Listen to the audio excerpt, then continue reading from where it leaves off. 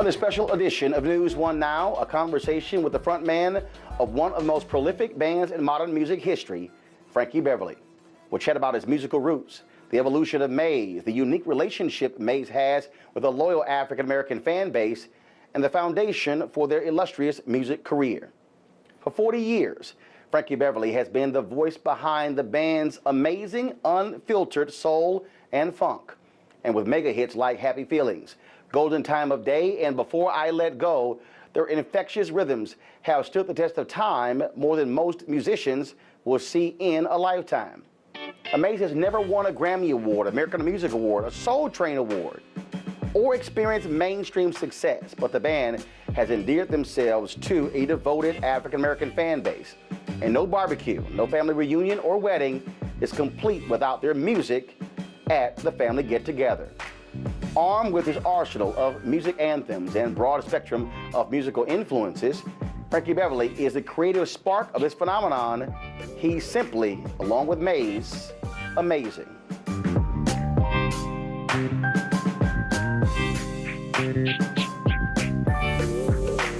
Music that has always been a part of the movement socially, what's been going on. They do feel-good music, but they also do soul music that speaks to the generation. It speaks to what's going on in the news socially. I think we need to kind of get back to that too. I think the audience needs to understand that us as artists not only do what we do because we love what we do, but we use this as a platform to get a message told as well.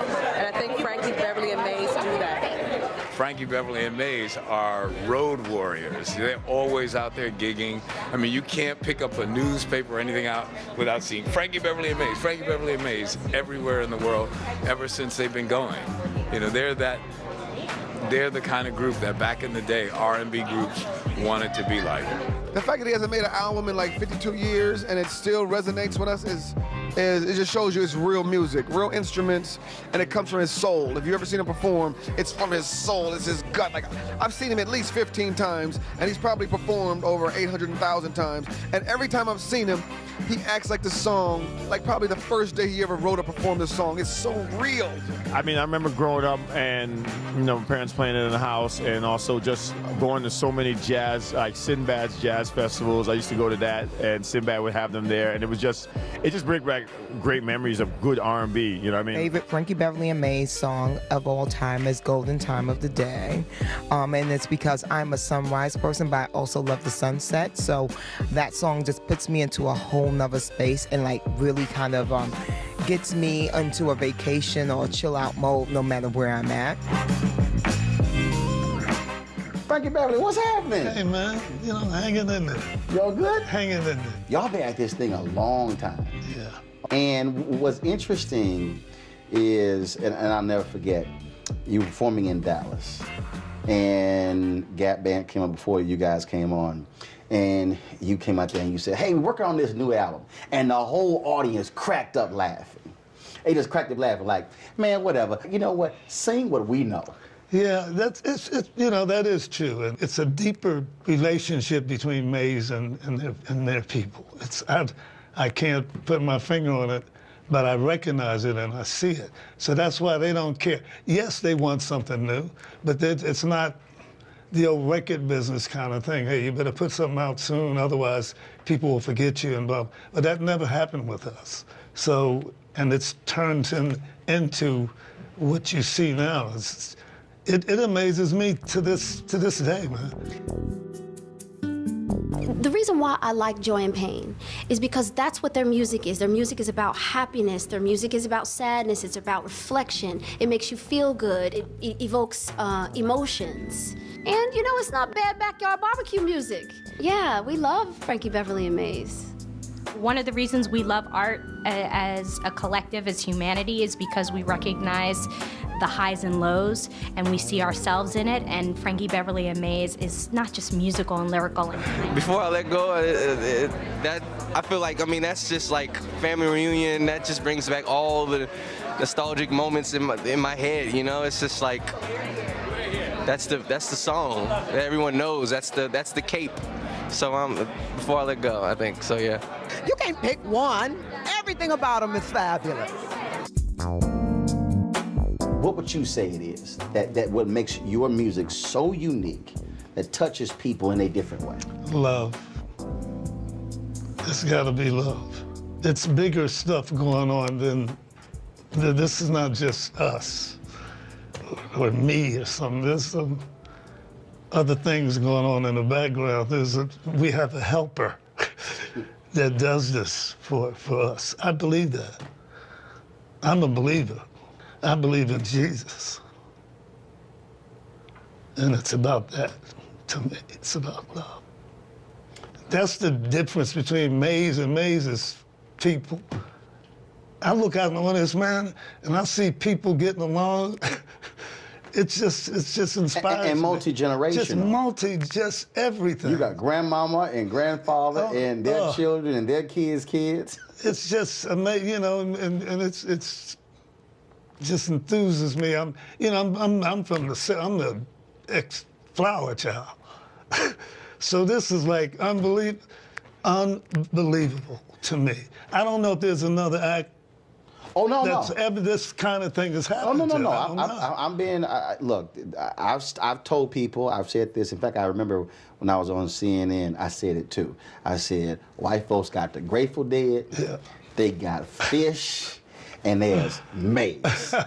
I said, it's just, they come into town, you ain't even thought about a new song, I'm going. And you know you're gonna party, and you can bring your kids with you. You know you're not worried about folks being butt naked. Right. You're not worried about cursing. Right. You're not worried about any of that. Right. You know it's gonna be about an absolute good time. We're gonna get down. We're gonna have a good time. Well, there came like sunshine and rain. Would you do it by yourself?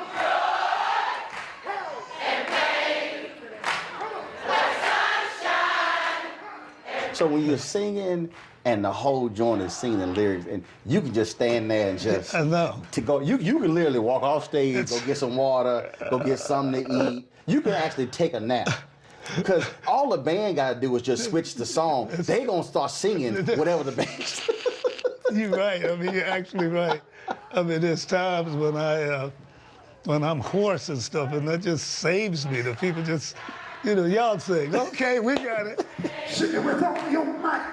Joy, well, there came like sunshine and rain. Sing it with me right now. Joy.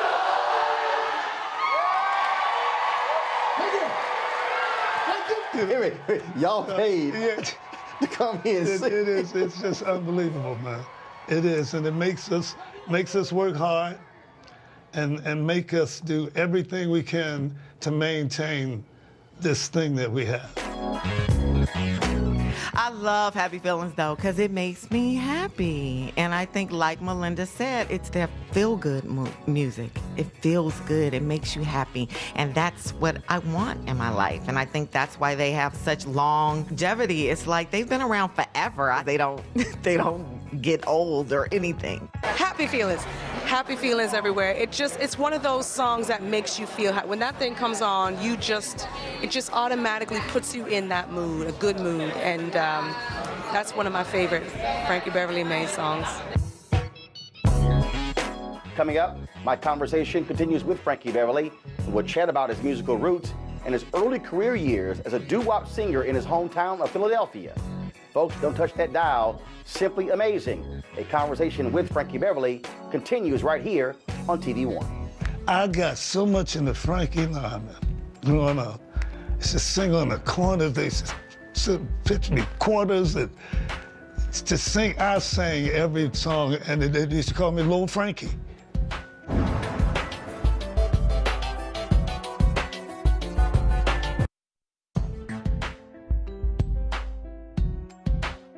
Frankie Beverly and Maze is I don't want to curse, but I really feel it. I just love them.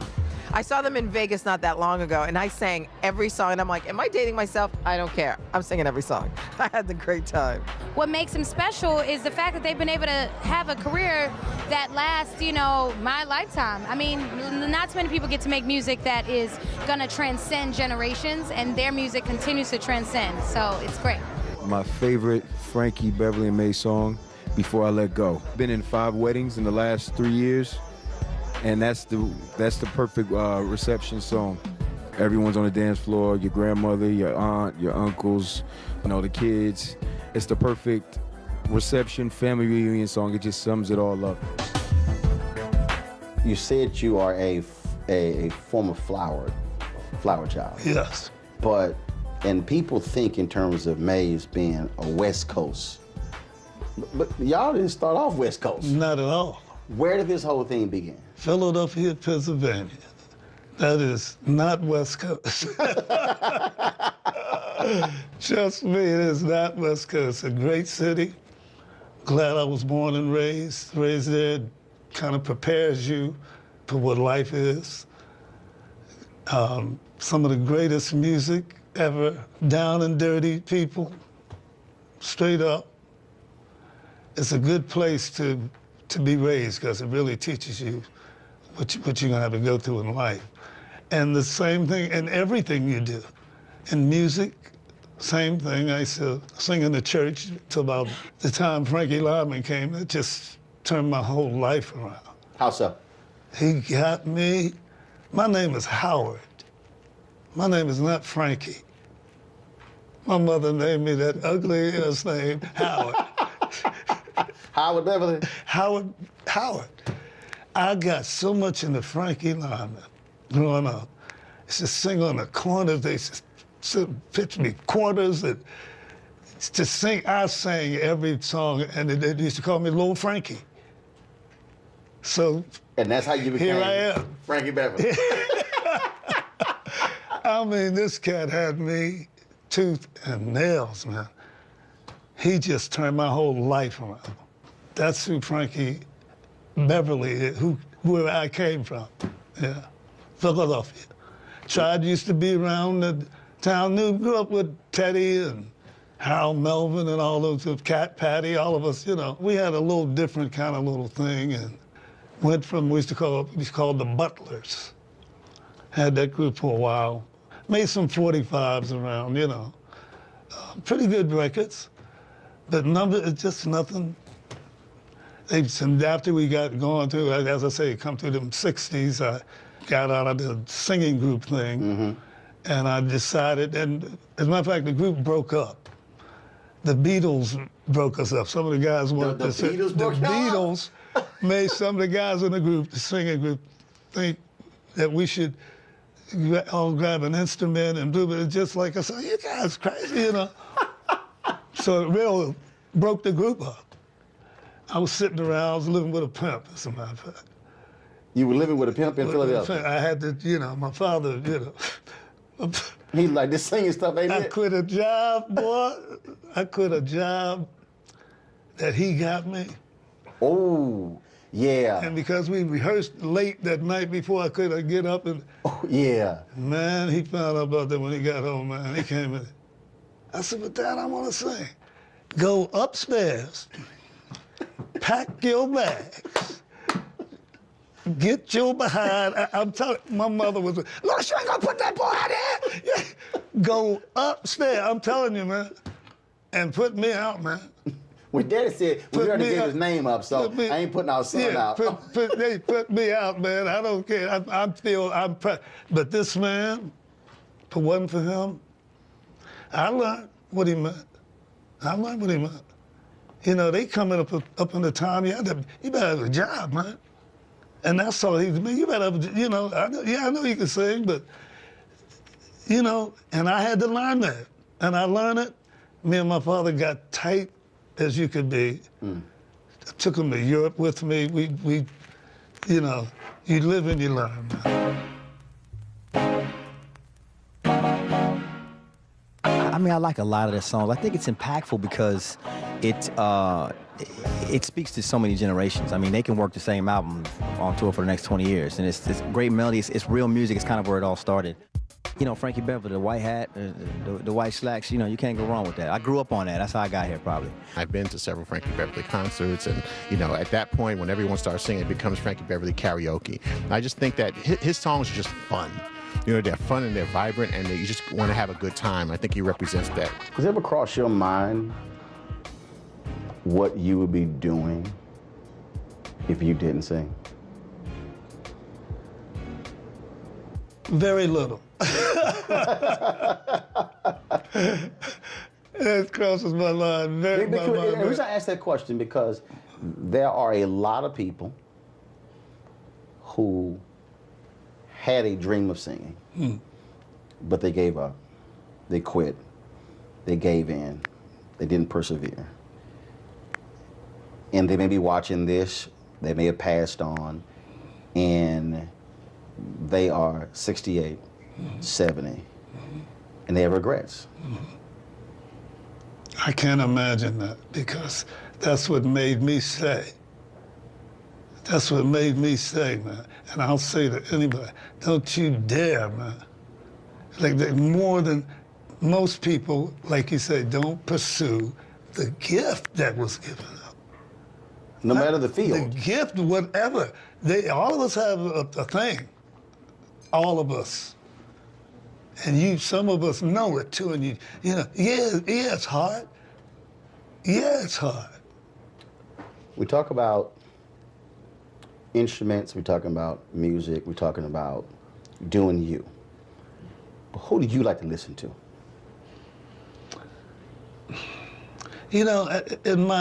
Where I'm at now in my life, I'm an old schooler.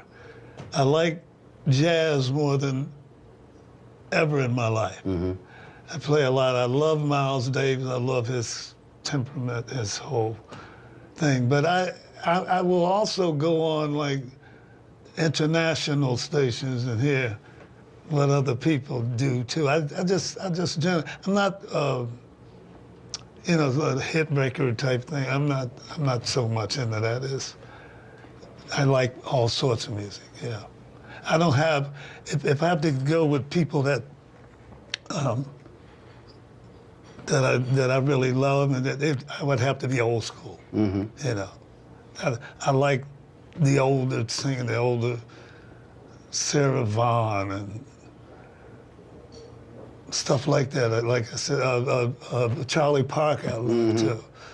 I just kind of really like that. And the great songs, it's just more or less that than what today's thing is. Laid back kind of girl, you know what I mean? Because I'm a laid back kind of guy, so I like a laid back kind of girl. And you can go Joy and Pain, you can just go on and on, you know what I mean? Golden Time of the Day. Every song just touches on everything, every emotion that's inside of you. And I always love seeing them in concert, and until the day they stop singing music, I'm going to continue to listen to them and continue to go to their concerts. I'm not going to pick one. That's like picking your favorite child. You can't do that.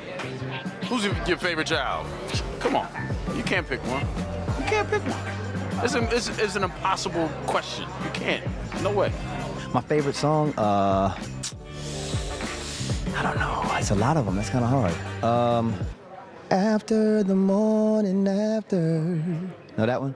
Oh, after the night before. You trying to get me to sing, huh? I like that one.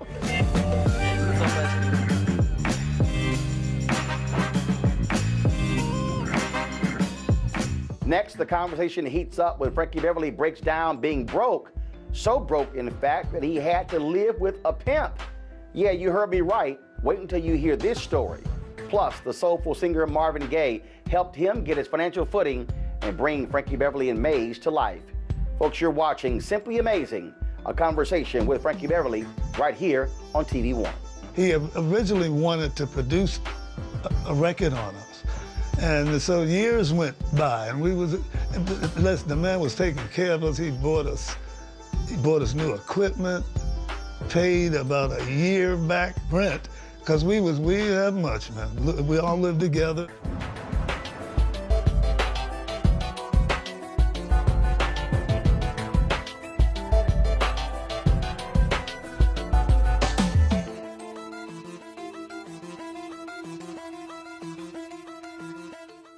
Distraught because the group broke up.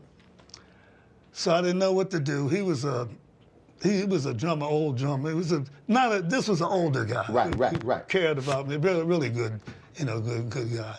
So, and he suggested one night, him and another fella, said, man, let's take you up to Eastern Pennsylvania. I want you to see Harold Melvin and the. I said, I know them, I remember them. But when I knew Harold Melvin, they were just a singing group. You knew it from the neighborhood. From the neighborhood, and not on stage. Yeah, not on stage, but they were singing like the Dells and sing things like that. And he had 4 singers up front and a 4-piece band.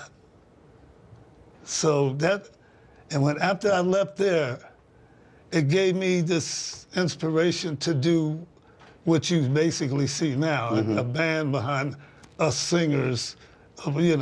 That's kind of was designed around what I learned from Harold, and that was the first time I had seen basically that in this R&B thing.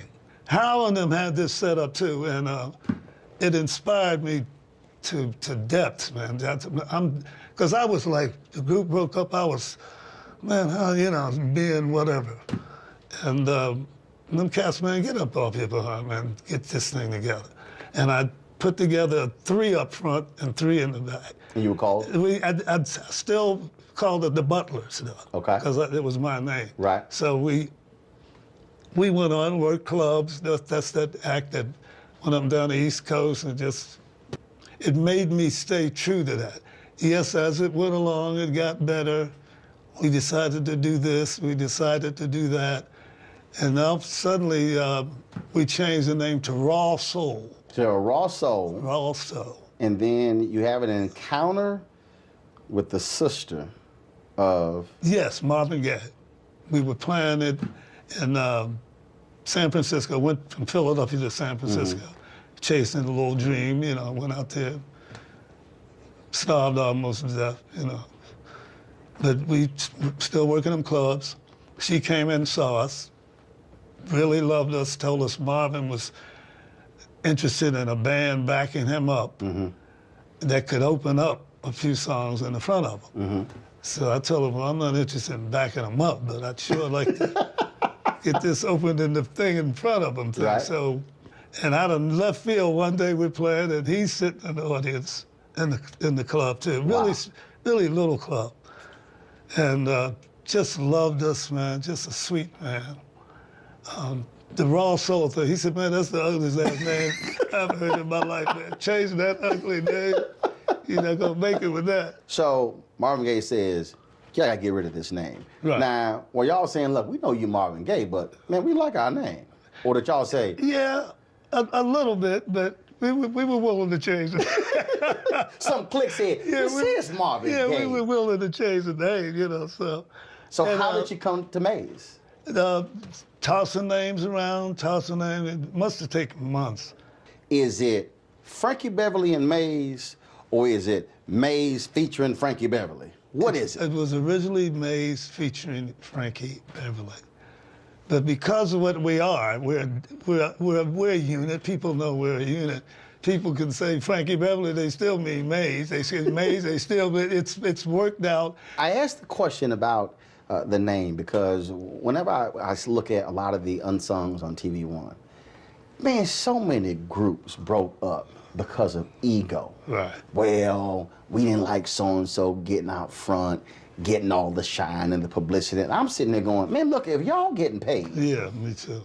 It does not matter. Yeah. How did y'all make sure you didn't have that drama, or did you where it was kind of like, well, Frankie Beverly and Maze, we the band, and he out there, versus, look, man, we all getting this check. Yeah, I didn't have that. I mean, it was basically something I put together anyway. So there was a respect for that anyway. I mean, no, I never had that. But how do you respond to that when you've known acts and they were phenomenal groups? Yeah. Then all of a sudden somebody leaves, they're not as big as a solo singer, and you're going, you broke up a good thing? Yeah, I never understand that. I mean, I don't want to mention names. I've never understood how certain acts that I remember sitting here in my own mind couldn't get that together. I mean, even if it's a question of, okay, feature him. Why not? What's so? I mean, it's, you know, you're not gonna get no less than what you're supposed to get. It's not gonna change nothing. It is what it is. Usually those things work themselves out. So Marvin Gaye basically touches you guys, anoints you guys. Yes. And then all of a sudden, what happens? Now you got your name. Now you got the blessing of Marvin. Yes. Things take off. Well, not immediately, because he wanted to produce us. He originally wanted to produce a record on us.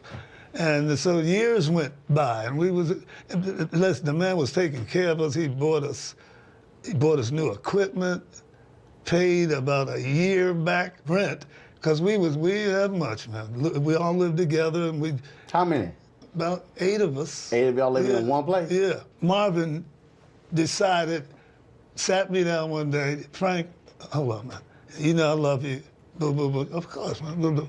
Listen, man, I can't do what I was normally trying to do. And you know, I'm an artist myself. I'm an artist. I mean, if I get a great song, I ain't giving it to you.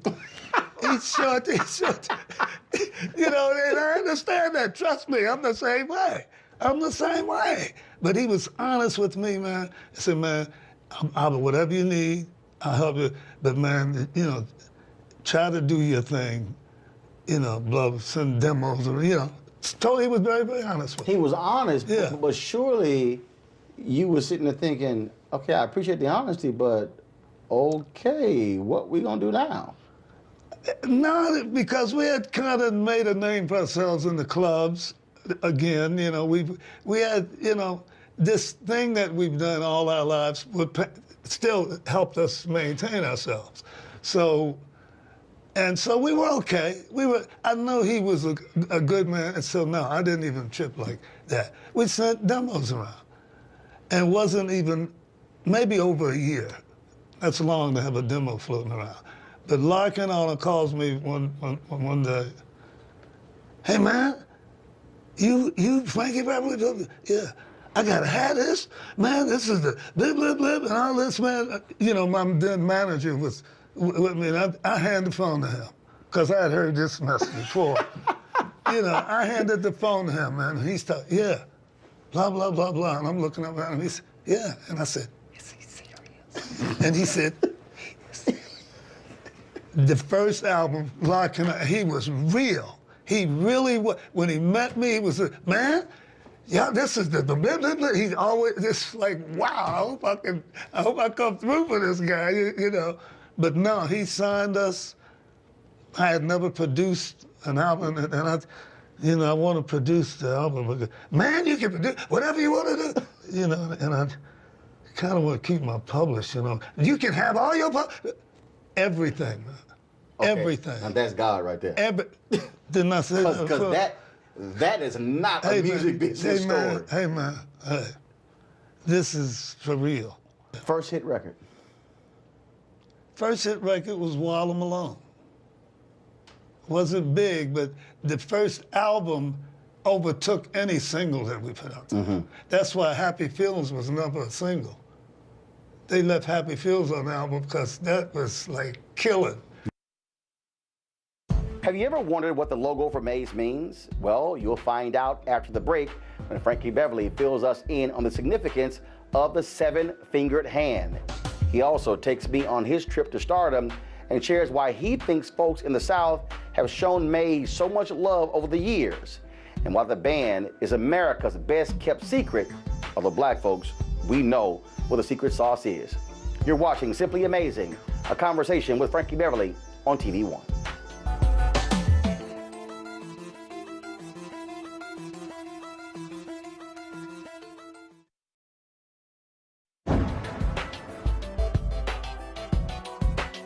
To really get Frankie Beverly, aside from the many, many great records, is to be at a live Frankie Beverly show, particularly in the South, and watch the whole audience turn into like the most incredible choir that you never knew existed. So that's what happens at a Frankie Beverly concert. Everybody sings along. It feels so good. Woo. Woo! Thank God for them Southern girls and all that other great Frankie Beverly. You make me happy and all that. Woo! So Frankie, what's up with the logo? So 6 fingers, 7 fingers, what's the deal? Yeah, it's actually 6 fingers and 1 thumb. Obviously, That's a big hand. Because there were 7 of us in the band. Right. And that's where that came from. Yeah. And you're the thumb. I'm the thumb. So that's why it's 6 fingers and 1 thumb. So when folks get out of hand, you push that thumb down on them, I got and you keep them straight. I'm a strong. You're the taskmaster. But yeah, and again, you know, like I said, that hand, if you go, that's aMAZE too. You can go all the way to. We had contests for people winning that, as a matter of fact. Yeah. So it all works out again. It all makes sense, and it all, you know, does its thing. Well, it's worked thus far. Yeah, man, it has. All right. I guess you might as well stay with it. Yeah, I think so. think so, man. All right, cool. When did you really say, okay, I think we made it? It was quite easy, actually.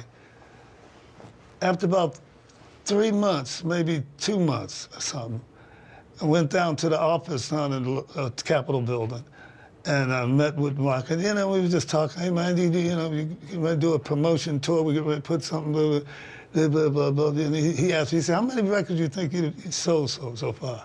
Because I wasn't hearing a lot up in the Bay Area. Mm-hmm. I wasn't hearing a lot, so judging by that, well, you know, a couple thousand, 4,000 or something like that. He said, man, you just sold about $200,000 in New Orleans alone. In New Orleans, the record had sold about 400,000 at this point. Something like that. It was really up and half of it came out of the New Orleans, Texas area. Yeah. So I was blown away with that. I had no idea what that was. What is it about that? Because there has always been this unbelievable love affair between New Orleans and aMAZE, and you're right, Houston and aMAZE. That's right. Very, very unusual, man. That's why I said, you know, man, I'm blessed. This ain't me. This ain't just me. That's the way I look at it. Earlier you talked about when performing, you said, look, man, when you had to go out there, you had to compete. Was there a particular singer or group who was on the same bill with y'all where you said, okay, we gonna have to bring it because they own it? I mean, Eddie Levert said whenever they would go out, it was the Temptations and the Four Tops and the Spinners, and cats were like, yeah, y'all gonna have to do a little something because we just set the joint off. You know, it was a few that was like that in my day. Who? Oh, the Commodores,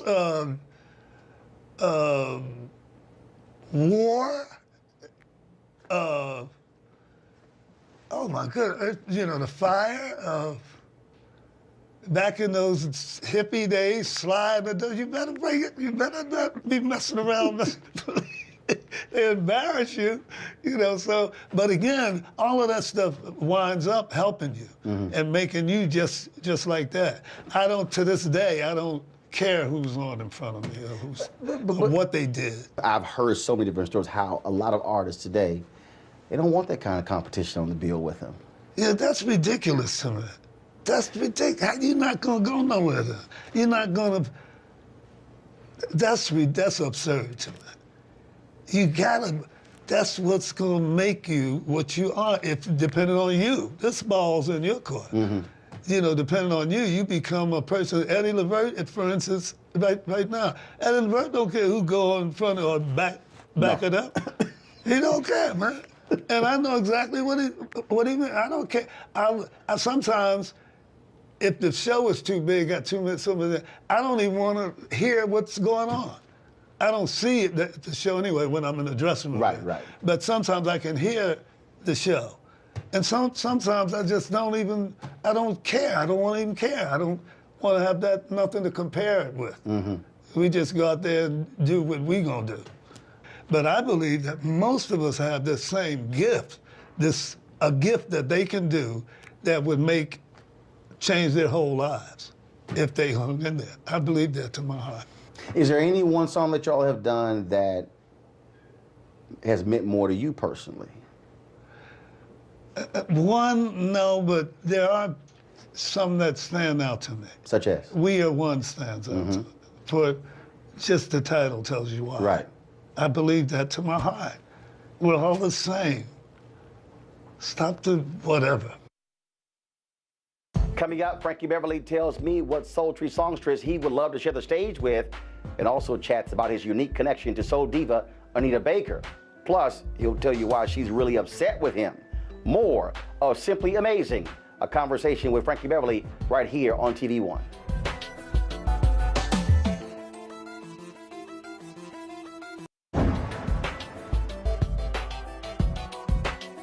Is anybody you've always wanted to do something with musically, you haven't had a chance to do so?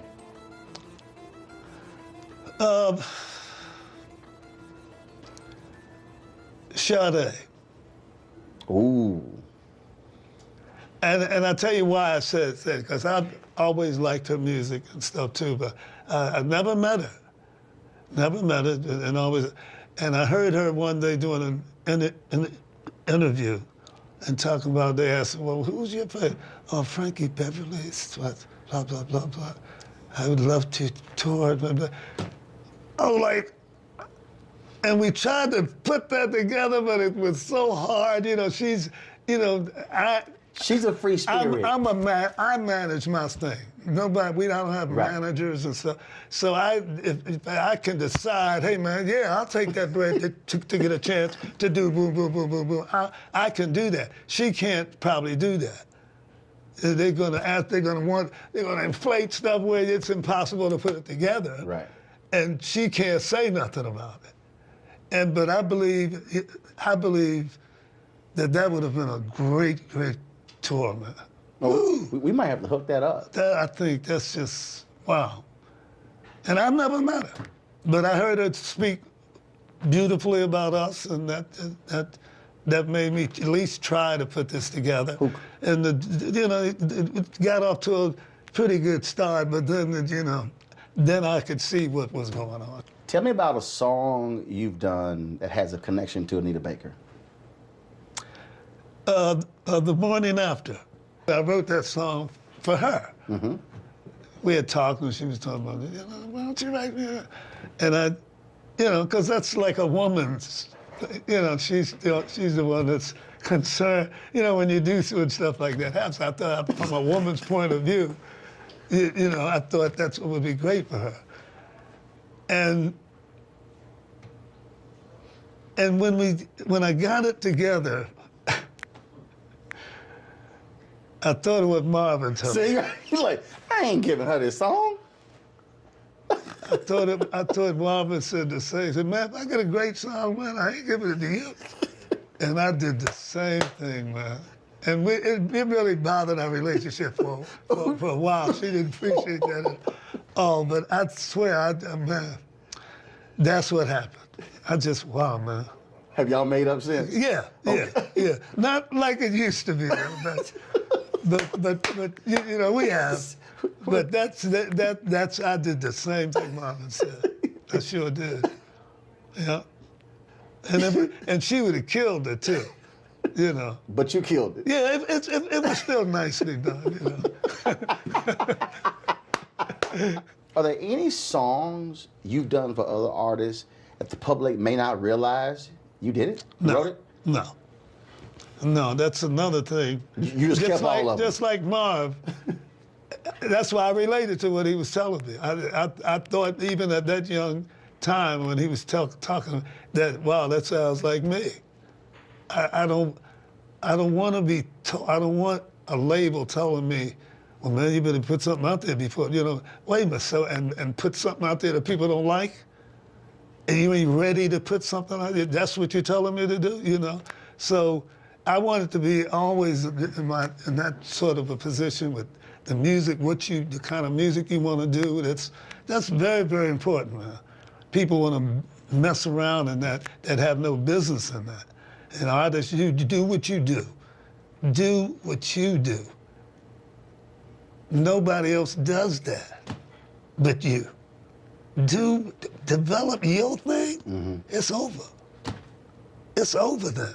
Because all you have to do is be you. I used to talk about, to a lot of people, and they were always stunned by this, how phenomenal Maze was, yet never got recognized. I was on the internet one day and I went, wait a minute, they never won a Grammy?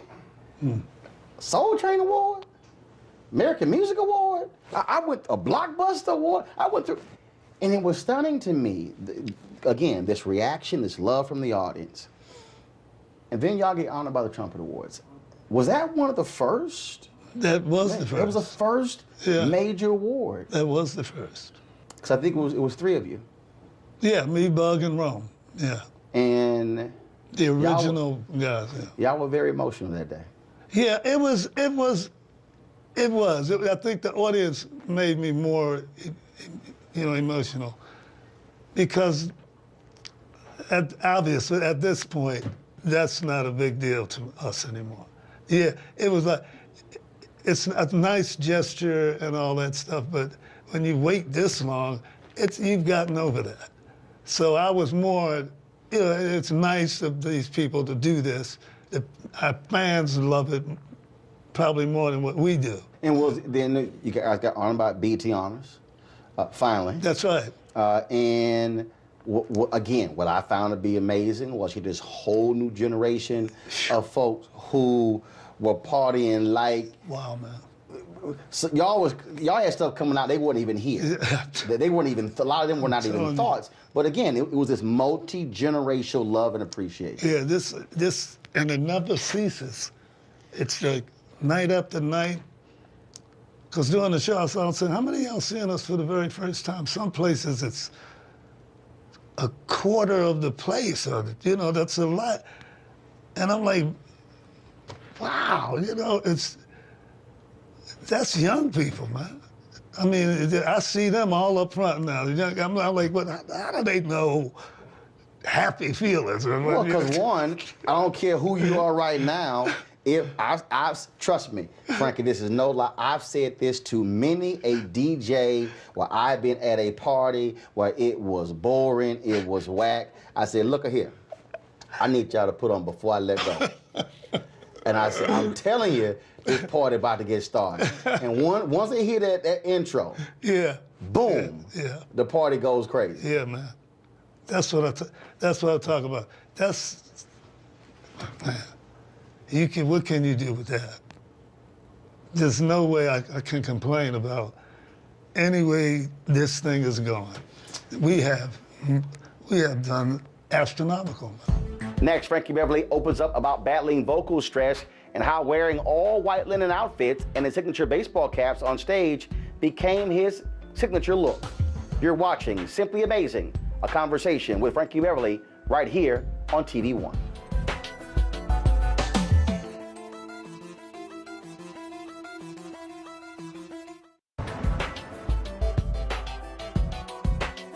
You've had to battle health. Your voice, that's your instrument. That's right. I interviewed Harry Belafonte when we talked about this when he had surgery and how that caused him to lose his voice in his singing career. Lionel Richie has talked about that as well. That is that's a scary thought for a singer, and you've had to battle through that. I've been blessed enough to almost been given this Billie Holiday thing. Billie Holiday had a wonderful, beautiful voice too. But her biggest music came when she didn't have that voice anymore. God bless the child, and when she had made herself find another way to get around this problem. As much as I've been singing the last 50 years, 50 years. I was 15 years old when I saw it. 50 years of this, you're gonna have some voice trouble. You're gonna have some. And the only people that don't get voice trouble, the people that don't work. The acts that don't work a lot, yes, you say, damn, they can still, wow, listen to that. They don't work. the acts that work, tour, all the time, you're going to get voice problems. It comes with the territory. What I've been blessed with, man, is sometimes he works it out for me. And I've learned how to do this thing and still get you. I don't know how. All I know is this is very, very real. Some nights I think, wow. Because it comes and it goes. It's one of them things. It's not, thank God it's not cancer. It's not, no, it's just road rage. Weariness.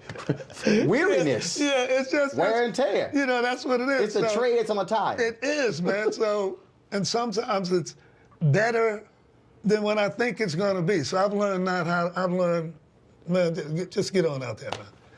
I don't know how many times I've seen you off stage, and you got all black on. And then you got all white on stage. Wait, are you planning this thing? You know, that was a people thing anyway. I had, if you look back on it, if you remember that far back, you know, but I had a bunch of stuff that I used to wear. It wasn't an all-white thing. So where did the all-white thing come from? The people, I would get off stage some places, he didn't wear white tonight, right? You know, people would say that to me. And I'm saying, what's the white thing? You know? So, and I decided, well, okay, if they want me in white, I'll just wear white. What do you want people to always remember about Frankie Beverly and Maze? That it's the real deal. That we love them. Our music speaks for itself. It's about, I care about people. I care about my brothers and sisters. People mean a lot to me. It's just always been a people person. I've got breaks in my life. And the one thing is, it's, you know, is this thing called love. And I ain't trying to be this corny kind of, I'm talking about love, real love. Love is the key. Somebody say love is the key. And that's, remember whatever happened, remember Maze and remember me for love. Well, Howard. Yeah. Frankie, man, it was a pleasure. It was a pleasure. All right, man. I always appreciate good chatting it, man. with you. Appreciate it, man. You're All right, always too. there, too, man. I appreciate it. Yeah, you're always there, man. So how do you put 40 years into 1 hour? Well, we certainly hope you enjoyed our effort to explain what is it about Frankie Beverly and Maze that black folks love so much. Their sound is certainly unique. They are different. I mean, imagine any other group not putting out a new album in more than 25 years. And no matter where they go, folks still show up and pack the joint out, wanting to get tickets to sing and dance to all of their music. We got one more treat, though, and that is, it was at the 2017 Tom Joyner Fantastic Voyage Cruise when the DJ played Before I Let Go, and he came out to the dance floor to sing to the song while he and I danced together to one of his signature hits. Have a great night, and be sure to tune in to TV One's News One Now every day, 7 a.m. right here. Have a great one.